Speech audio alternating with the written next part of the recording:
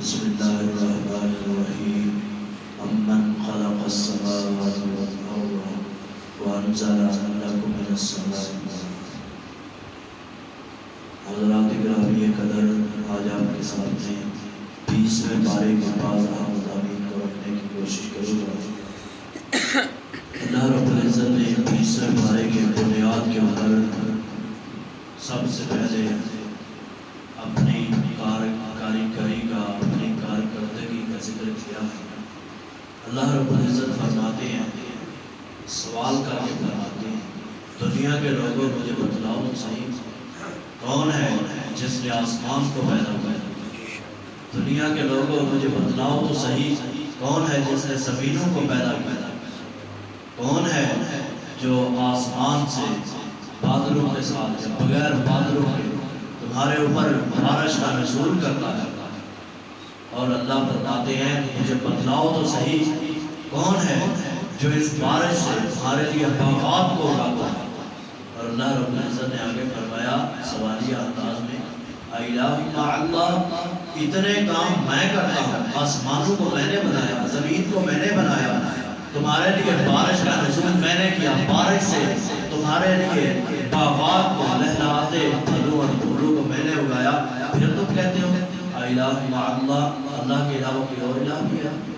اللہ کے علاوہ کسی اور کی بھی بات چل سکتی ہے؟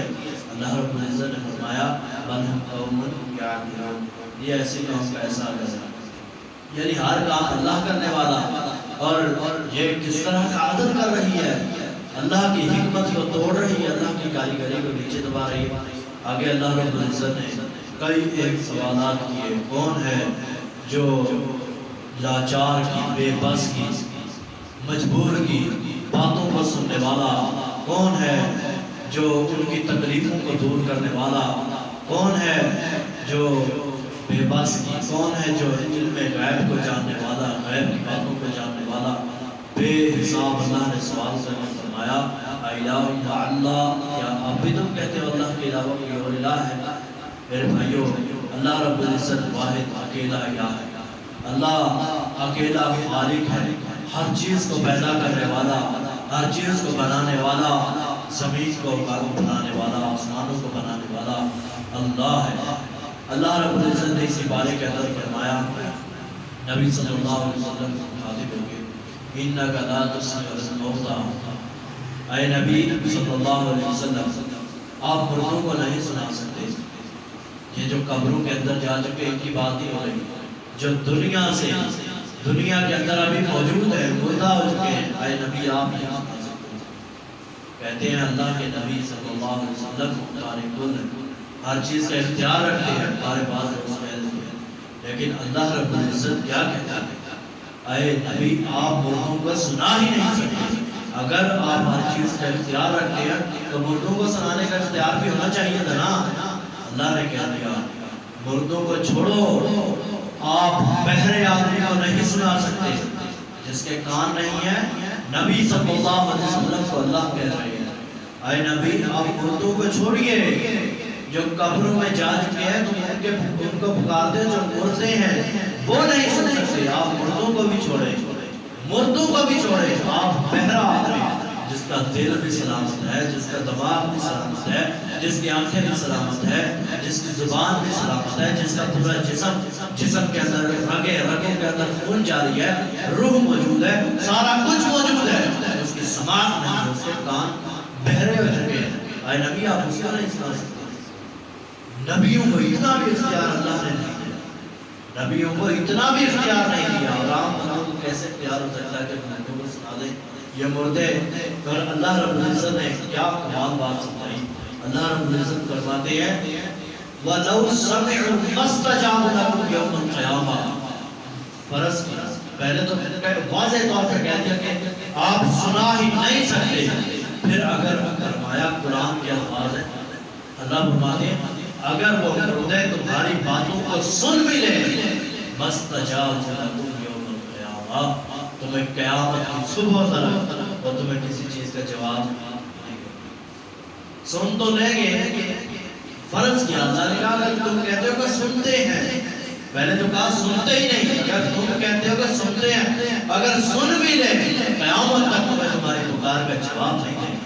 جواب دینے والی ایک ذات اللہ کی ذات ہے. اللہ رب العزت نے اسی بارے کے اندر سورہ القصص کے اندر اللہ رب العزت نے نبیوں کے قصوں کو ذکر کیا ہے. ایک مرتبہ فرعون زمانہ نے اس کو خواب آئی، اس نے دیکھا کہ ایک بچہ پیدا ہوگا جو میرے مد مقابل کھڑا ہوگا. اس نے حکم دیا کہ جو اس سال اور اگلے سال جو بھی بچہ صفحہ ہستی پہ پیدا ہوگا اس کو قتل کر دیا. پہلے تو اس کا رویہ یہی تھا کہ یذبح ابناءهم ویستحیی نساءهم، عورتوں کو زندہ چھوڑ دیتا، یعنی بچہ جنا سامنے، عورت زندہ ہے، ماں زندہ ہے، ماں کے سامنے یذبح ابناءهم، چھری کو اٹھا کے ماں کے بیٹے کو سامنے فرعون ذبح کر دیتا. کتنی تکلیف دہ منظر ہوگا. اچانک ڈیتھ ہو جائے، اچانک مر جائے تو یہ برداشت نہیں ہوتا. اچانک موت آ جائے تو برداشت نہیں ہوتا. ماں تو چھوڑے، ماں تو ماں ہی ہوتی ہے، باپ بھی، نانی، دادا، حتیٰ کہ چچا یا کوئی اور لگا دے، کوئی رشتہ دار بھی برداشت نہیں ہو سکتا، اس سے مسئلہ نہیں رکھ سکتا. لیکن فرعون زمانہ اتنا بڑا ظالم اور جابر بادشاہ تھا. یستحیی نساءهم، عورتوں کو سامنے زندہ کھڑا کر کے سامنے ان کے بیٹوں کو ذبح کرنا. اللہ رب العزت نے اس کے خواب کے اندر نظر آیا کہ اس کے مد مقابلے کھڑا ہونے والا آدمی ہے جو اس کی سلطنت کو گرا کے رکھ دے گا، تباہ کر دے گا. اس نے سارے بچوں کو ذبح کرنا شروع کر دیا، عورتوں کو زندہ چھوڑنا شروع کر دیا. ایک عورت جو کہ سیدنا موسیٰ علیہ السلام کی والدہ ہے، ان کو پتہ چلا کہ فرعون زمانہ سارے بچوں کو ذبح کر رہا ہے. اس نے اپنے بچے کو موسیٰ علیہ السلام ایک تابوت کے اندر بند کیا، یعنی صندوق کے اندر بند کیا اور دریا کے حوالے کر دیا. دریا کے حوالے کیا اور فرعون کی بیوی آسیہ سلامت اللہ علیہا، اللہ اس کے اوپر اپنے رحمت کا نزول کرے. اللہ رب العزت کی نیک بندی تھی. اللہ نے قرآن کے اندر بھی ان کا ذکر کیا ہے اور اس نے بھی دعا مانگی کہ ربی ابنی لی عندک بیتا فی الجنہ، اے اللہ میرا اپنے نزدیک گھر بنا دے. بہرحال اس نے اٹھایا اس تابوت کو، تابوت کے اندر دیکھا تو بچہ تھا. فرعون کو کہنے لگی یہ بچہ ملا ہے، پتہ نہیں کہاں سے آیا. اسے مارنے لگا فرعون سے. اس نے کہا چھوڑ، ہماری اولاد نہیں ہے، ہم اس کو اپنا بیٹا بنا لیتے ہیں. سیدہ آسیہ فرمانے لگی ہم اس کو اپنا بیٹا بنا لیتے ہیں. بہرحال فرعون کے گھر کے اندر اس کے دشمن کو پیدا کرنا اللہ کا کام ہے. اللہ رب العزت نے فرمایا میں فرعون کے گھر کے اندر سے سیدنا موسیٰ علیہ السلام کو پیدا نہ کر کے دکھاؤں جو ساری دنیا کے بچوں کو ذبح کر رہا تھا کہ میرے مد مقابل کوئی کھڑا نہ ہو جائے. اللہ نے اس کے گھر کے اندر سے موسیٰ علیہ السلام کو اللہ رب العزت نے پرورش کر کے اس کے سامنے کھڑا کر دیا. اسے اللہ کہتے ہیں. دوسرے لوگوں کے بچوں کو ذبح کر رہا تھا، اپنے گھر کے اندر سے اللہ نے ایسا بیٹا پیدا، اللہ نے ایسا بیٹا ان کو دیا جو صندوق کے اندر، تابوت کے اندر دریا سے ملا تھا. انہوں نے پرورش کی، اللہ رب العزت نے موسیٰ علیہ السلام بنا دیا.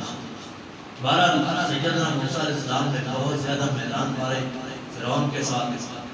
فرعون کہنے لگا ہم نے تجھے پالا، تجھے سنبھالا، سارا کچھ کیا، اب تو یہ ہمیں صلہ دے رہا ہے کہ اللہ کے سامنے جھک جاؤ. بہرحال سیدنا موسیٰ علیہ السلام نے، آپ نے واقعات سنتے رہتے ہیں کہ سیدنا موسیٰ علیہ السلام نے سانپوں والا واقعہ، انہوں نے اپنی لاٹھی انہیں پھینکا. سیدنا موسیٰ علیہ السلام نے بھی اپنے عصا کو پھینکا، اتنا بڑا اسلحہ بن گیا. فرعون کے سارے جتنے بھی لشکر نے جتنے لاٹھیاں پھینکی ہوئی تھی سب کو کھا گیا اور سارے کا سارا لشکر ایماندار ہو گیا، موسیٰ علیہ السلام کے اوپر ایمان لے آیا. بہرحال لمبا چوڑا واقعہ. آگے سورہ القصص کے اندر اللہ رب العزت نے قارون کا ذکر کیا. قارون ایک بہت بڑا خزانوں والا آدمی تھا. قرآن کے الفاظ ہیں اس کے خزانوں کی چابیاں ایک گروہ، ایک جتھا اٹھایا کرتا تھا. قرآن کے اندر گروہ 11 لوگوں کو کہا گیا ہے. کتنے لوگوں کو؟ 11 لوگوں کو قرآن کے اندر گروہ کہا گیا ہے. اس وقت 11 سے کم احادیث کے اندر بھی نہیں ملا، اور قرآن کے اندر بھی 11 افراد ان کو عصبہ کہا گیا ہے، یعنی سیدنا یوسف علیہ السلام کے 11 بھائی تھے، انہوں نے کہا کہ نحن عصبہ، ہم ایک مضبوط جماعت ہیں۔ اللہ رب العزت نے کہا، بعض روایات کے اندر پر بات کرتے ہیں کہ 40 آدمی مل کر بھی قارون کے خزانوں کی بات نہیں، قارون کے خزانوں کی چابیاں نہیں ملتا، اتنا بڑا خزانوں والا۔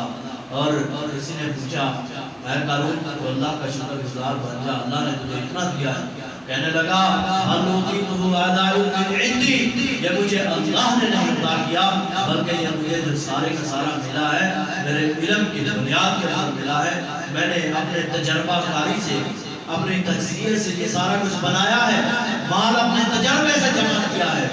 انہوں نے کہا، اللہ نے دیا ہے، اللہ کی نعمتوں کا کفر نہ کر۔ اس نے کہا، لوگوں نے کہا، پھر پہلے قارون کہنے لگا، اے لوگو، جو مجھ کو کل رب مانے گا میں اس کو اتنا غنی کر دوں گا، اتنا مال دار کر دوں گا، آپ سوچتے حیران رہ جائیں گے۔ رات کو تمنائیں لگا کے، عرض میں لگا کے لوگ سو گئے کہ صبح ہم نے امیر ترین ہو جانا ہے، قارون نے ہمیں خزانے دے دینے ہیں۔ لوگوں نے کہا، قارون کے خزانوں پہ ایمان نہ کریں، جو نیک صلاح لوگ تھے۔ انہوں نے بدبختوں کو کہا، اللہ کے خزانوں کا انتظار کریں، قارون کے خزانوں کا انتظار نہ کریں، یہ تباہ و برباد ہونے والا ہے، یہ دنیا کا مال و متاع ہے۔ بہرحال وہ اڑے رہے کہ دنیا کے خزانے اتنے زیادہ ہمیں مل رہے ہیں۔ صبح ہوئی، صبح اٹھے، فخسفنا بہ وبدارہ الارض، اللہ رب العزت فرماتے ہیں ہم نے قارون کو بھی زمین کے اندر زندہ کر دیا، فخسفنا بہ وبدارہ الارض، اور اس کا گھر کو، اس کے سامان کو، اس کے خزانوں کو زمین بوس کر کے رکھ دیا۔ کون تھا؟ ان قارون علا فی الارض، یہ وہی قارون تھا جو تکبرانہ انداز کے اندر رب کی زمین پہ چلا کرتا تھا، جو متکبر بن کے اللہ کے سامنے رب کی زمین کے اوپر چلا کرتا تھا۔ اسرائیل سے پوچھا گیا، فرشتہ جو روحیں نکالتا ہے، ملک الموت سے پوچھا گیا کہ اے ملک الموت، بتا تو صحیح، تجھے کبھی تجھے کسی کی موت، کسی کی جان نکالتے وقت ترس بھی آیا؟ ملک الموت کہنے لگا، مجھے 2 آدمیوں کے اوپر بڑا ترس آیا ہے، موت ان کی نکالتے وقت مجھے بڑا ترس آیا۔ پوچھا گیا کون سے آدمی ہیں؟ کہنے لگا، ایک کشتی کے اوپر بہت زیادہ لشکر، بڑا لشکر جا رہا تھا، بڑا لشکر جا رہا تھا کشتی کے اوپر بڑا لشکر جا رہا تھا، ایک ان کے اندر چھوٹا سا بچہ تھا، ساری کی ساری کشتی ان کی مجھے جان نکالنے کا حکم دیا گیا، اور چھوٹے بچے کی جان نہ نکالنے کا حکم دیا گیا، اور کشتی میں ڈوب کر کے تباہ ہو گئی۔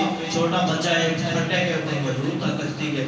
مجھے بڑا ترس آیا کہ اس کی ماں بھی اب ہلاک ہو چکی ہے، سارا اہل و عیال ہلاک ہو چکا ہے، یہ اکیلا بچہ اور کشتی کے اوپر باغات، اس کے اندر دریاؤں کے اندر، سمندروں کے اندر کیسے یہ رہے گا، کیسے گزارا کرے گا؟ ملک الموت کہنے لگا، مجھے اس کے اوپر، اس بچے کے اوپر بڑا ترس آیا۔ پوچھا گیا دوسرا کون سا آدمی ہے جس کے اوپر مجھے ترس آیا؟ اس نے کہا دوسرا آدمی قارون ہے، دوسرا آدمی قارون ہے جس نے دنیا میں اتنے خزانے جمع کیے، اور جب اسے اپنے خزانوں کا اظہار کرنے کا وقت آیا تو مجھے بڑا ترس آیا کہ میں اس کی جان نکالوں۔ پوچھا گیا، بتایا گیا کہ یہ وہی قارون ہے، یہ وہی چھوٹا بچہ ہے جس بچے کو تو نے دریا کے اندر چھوڑا تھا، کشتی کے پھٹے کے اوپر، جس کی جان نکالنے کے اوپر پہلے تجھے ترس آیا تھا۔ آج وہی قارون ہے جو اللہ کے سامنے متکبر بن کے، نعوذ باللہ من ذالک، رب بن کے کھڑا ہو گیا۔ اللہ رب العزت متکبرین کو اپنی زمین کے اوپر جگہ نہیں دیتے، دیں گے بھی صحیح، چند دن کے لیے، چند لمحوں کے لیے۔ فخسفنا بہ وبدارہ الارض، بعد میں یہی ہوگا، اللہ کی طرف تو لوٹ کر کے جانا ہے۔ اللہ رب العزت نے آگے فرمایا، من جاء بالحسنۃ فلہ خیر منھا ومن جاء بالسیئۃ فلا یجزی الذین عملوا السیئات الا ما کانوا یعملون۔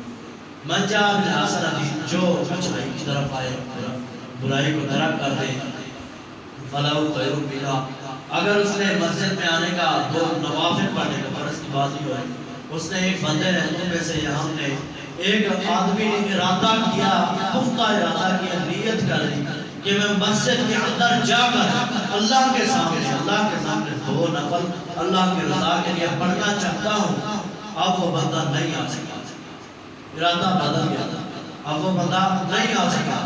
اس نے نیت کی تھی، اللہ رب العزت نے فرشتوں کو اسی وقت حکم دے دیا تھا جب اس نے نیت کی تھی کہ اس کے 2 نوافل کا ثواب لکھ دو، چاہے اس نے پڑھے بھی نہیں ہیں۔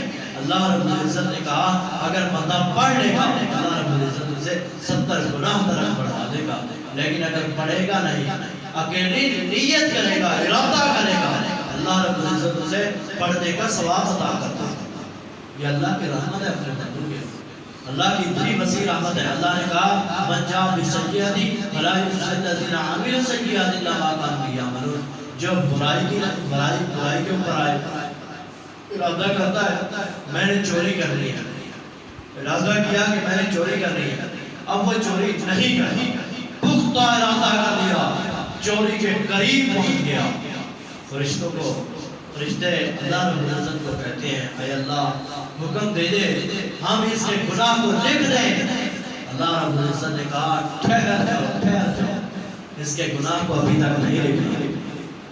فرشتے پھر کہتے ہیں اے اللہ تو اس نے چوری کر لی ہے، اب تو چوری کر کے جا رہا ہے، اب اس کے گناہ کو لکھ دیں۔ اللہ رب العزت کی رحمت اتنی وسیع ہے، اللہ فرماتے ہیں ٹھہر جاؤ، ابھی بھی گناہ کو نہیں لکھنا۔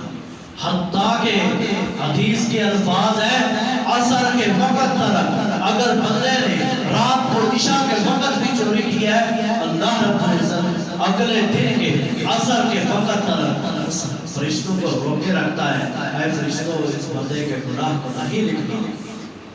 میرے بھائیوں نیکی کا ارادہ ہی کریں اللہ ثواب کو لکھ دیتا ہے، برائی کر بھی لے بھی آئے اللہ پھر بھی گناہ کو نہیں لکھتا۔